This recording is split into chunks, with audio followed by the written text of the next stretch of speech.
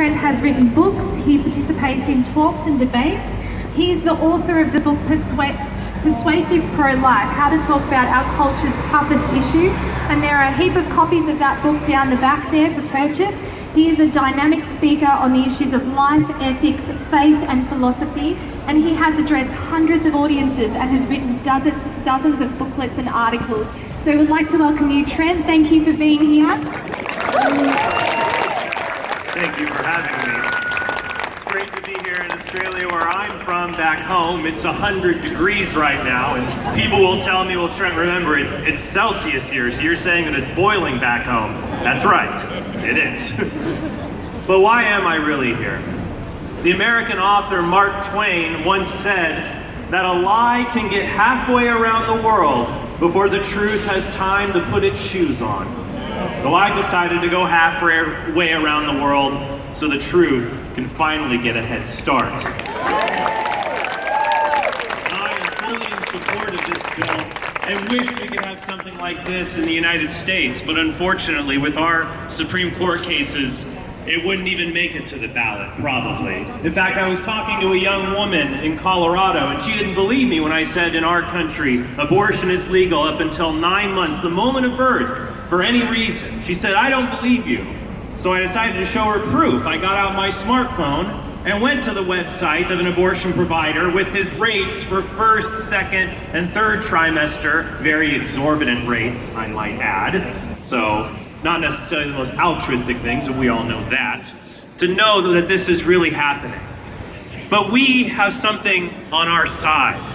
We have the truth. We have the truth. Because you see, the only way people can fight the truth is to try to shut it up or shut it down. We can't let them do that. In fact, the philosopher Stephen Schwartz wrote a great book called The Moral Question of Abortion. He said there's only 4 differences between all of us here today and an unborn child, and none of them are morally relevant. There's an acronym to remember them. SLED, size. People say, how can you believe something's a person is just the size of a grain of rice? I'll say, well, how big do you have to be a person? L, level of development. Can't walk, talk, think, or feel like us. Not a human. Really? Walking, talking, so you don't believe our paraplegic, our disabled brothers and sisters are persons? Well, no, it's easier to belittle those who don't have a voice to tell you you're being bigoted and discriminatory. E, environment. It's not born yet. How does where I am change who I am? If I walk across this stage 8 feet, I don't stop being human. But then how does a baby moving 8 inches through the birth canal become a human? And D, degree of dependency. And this is what this bill is about, viability.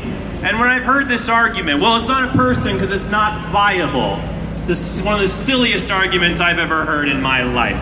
Something I think only philosophers could really believe. Of course a baby is viable. They're not viable at 24 weeks. They're viable at conception because they can live in their mother's body they're supposed to live in. My gracious hosts want to take me out tomorrow on a boat ride on my day off. What if they got sick of my American ways, pushed me off the boat 10 miles out to sea and said, well, we didn't kill Mr. Horn. You see, he's just not viable in the middle of the ocean. No, if you take a human being and put them in a place where they can't live, that's killing. That's homicide. That's wrong.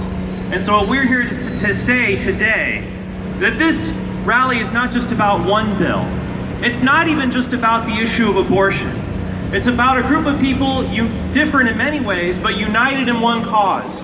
To say that human beings matter, not because of what we can do, not because of our functional abilities, but because we are human and we belong to the human family. In fact, when I make my case for life, you know what the other side invariably says to me? Fine, you're right, it is a baby. I just don't care.